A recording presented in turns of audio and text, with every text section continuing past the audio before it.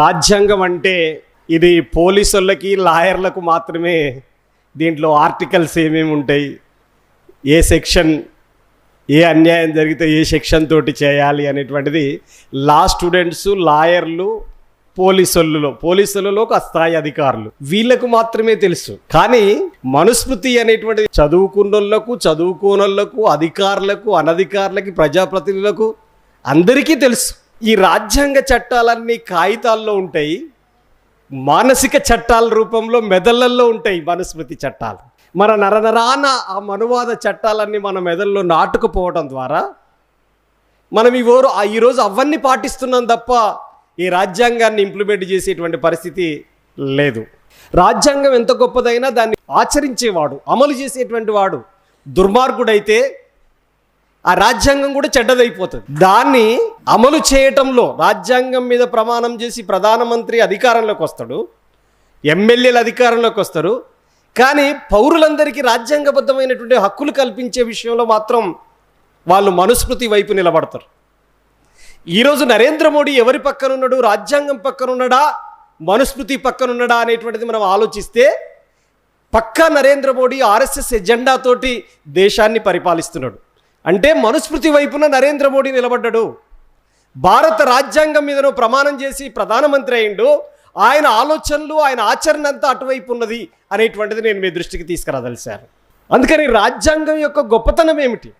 మనుషులంతా సమానము కాదు అని చెప్పినటువంటిది మనుస్మృతి అయితే, చట్టం ముందు అందరూ సమానులే అని చెప్పింది భారత రాజ్యాంగం. ఇప్పుడు సమానత్వం వైపు మనం నిలబడాలా, అసమానతలు, అన్యాయాలు చేసినటువంటి మనుస్మృతి వైపు నిలబడాలంటే పొలిటికల్ పార్టీలుగా చూసినప్పుడు ఆర్ఎస్ఎస్ ఎజెండాతో నడుస్తున్నటువంటి బీజేపీ పార్టీ ఈరోజు మనుస్మృతి పక్కన నిలబడితే, ఈరోజు ఈ దేశంలో డాక్టర్ బాబాసాహెబ్ అంబేద్కర్, మహాత్మా జ్యోతిబా పూలే, ప్రపంచ మేధావిగా ఉన్నటువంటి కారల్ మార్క్స్ ఆ సిద్ధాంతాన్ని పునికిపుచ్చుకున్నటువంటి వాళ్ళందరూ కూడా భారత రాజ్యాంగం వైపున నిలబడ్డరు అనేటువంటి విషయాన్ని నేను మీ దృష్టికి తీసుకురాదలిశాను. ఈరోజు ఈ రాజ్యాంగానికి ప్రమాద గంటికలు మోగుతున్నాయి. చాలామంది మన హిందూ మతానికి ప్రమాదం వచ్చింది, మన క్రిస్టియన్ మతానికి ప్రమాదం వచ్చింది, ముస్లిం మతానికి ప్రమాదం వచ్చిందని చెప్పేసి మాట్లాడుతున్నారు బయట. ఈ ముగ్గురులకి ఎవ్వరికి ప్రమాదం రాలేదు. హిందూ మతానికి రాలే, క్రిస్టియన్ మతానికి రాలే, ముస్లిం మతానికి రాలే ప్రమాదం. ఎవరికి ప్రమాదం వచ్చింది? ఏ రోజు భారత రాజ్యాంగానికి ప్రమాదం వచ్చింది. ఎవరి వల్ల వచ్చింది? ఈ మనుస్మృతి ఆలోచన పరులు, మనుస్మృతి ఆచరణవాదులతో నుంచి ఈరోజు భారత రాజ్యాంగానికి ప్రమాదం వచ్చింది. మతాలకు ప్రమాదం రాలేదు, భారతదేశంలో ఉన్నటువంటి మనుషులకు ప్రమాదం వస్తుంది. ఆ మత వైషమ్యాల వల్ల, ఆ మత ఉన్మాదాల వల్ల, ఆ మత విద్వేషాల వల్ల ఈరోజు భారతదేశంలో మత సామరస్యం, సెక్యులర్ భావాలు అనేటువంటివి కనుమరుగైపోతున్నాయి అనేటువంటిది నేను మీ దృష్టికి తీసుకురాదలిశాను. అందుకనే భారత రాజ్యాంగం అనేటువంటిది భారతదేశంలో మాట్లాడుతున్నా నాకు ఒక గుండె ఉంది, నా ఎదురుగా కూర్చున్నారు మీరు, మీ అందరికీ తలా ఒక గుండెకాయ ఉంది. కానీ భారతదేశంలో ఉన్నటువంటి 145 కోట్ల మంది ప్రజలకు గుండెకాయగా ఉన్నటువంటి ఏకైక అంశం ఏంటిదంటే అది భారత రాజ్యాంగం మాత్రమే. భారతదేశం యొక్క గుండెకాయ, ఈ భారతదేశం అనే గుండె మీద ఆర్ఎస్ఎస్, బీజేపీ అనేటువంటిది దాడి చేస్తుంది. కాలుకో చెయ్యికో దెబ్బ తగిలితే మనం అతుకుపెట్టుకోవడానికి అవకాశం ఉంటుంది. కానీ భారత రాజ్యాంగం అనేటువంటి గుండెకాయకి ఈరోజు ప్రమాదం వస్తుంది. త్రిశూలాలతో గుండెను పొడుస్తున్నారు, భారత రాజ్యాంగాన్ని చిదివేయాలని చెప్పి చూస్తున్నారు. ఇప్పుడు దాన్ని కాపాడుకోవాల్సిన బాధ్యత మనందరిపైన ఉంది. పిల్లలందరికీ జ్యోతిష్యం శాస్త్రంగా చెబుతున్నారు, పిల్లలందరికీ మూఢ విశ్వాసాల శాస్త్రంగా చెప్తున్నారు, పాఠ్యాంశంలో అవి చేరుస్తున్నారు. పాఠ్యాంశంలో చేర్చాల్సిందేమిటి?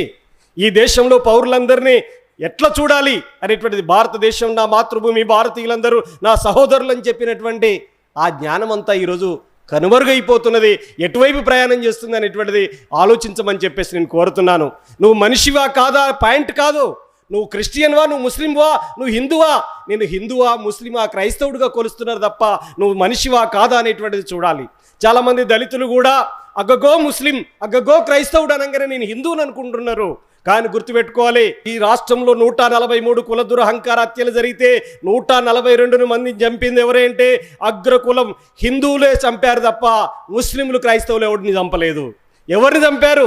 ఒక చాకల్ని చంపారు, ఒక మాదిగని చంపారు, ఒక మాలను చంపారు. చంపినటువంటి వాళ్ళు ఎవరు?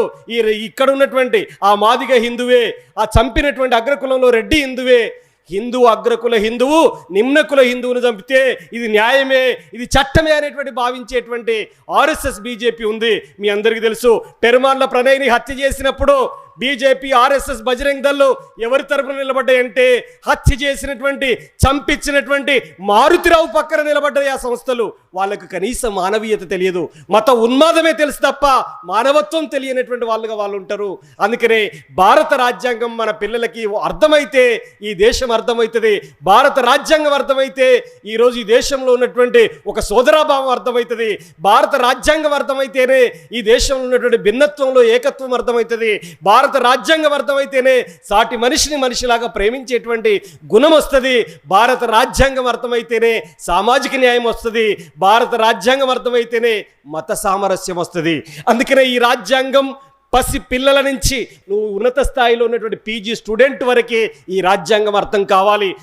ఈ రాజ్యాంగం అర్థం కాకపోతే మన భవిష్యత్తు అంధకారంలోకి పోతుంది.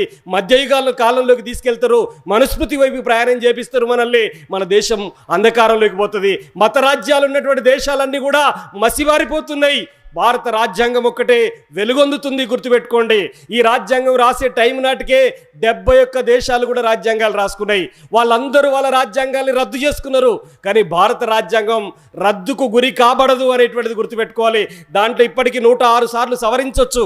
కానీ రాజ్యాంగం యొక్క మౌలిక పునాదుల్ని పెకిలించగలిగే దమ్ము ఆర్ఎస్ఎస్ బీజేపీకి కాదు, ఎవరికీ లేదు.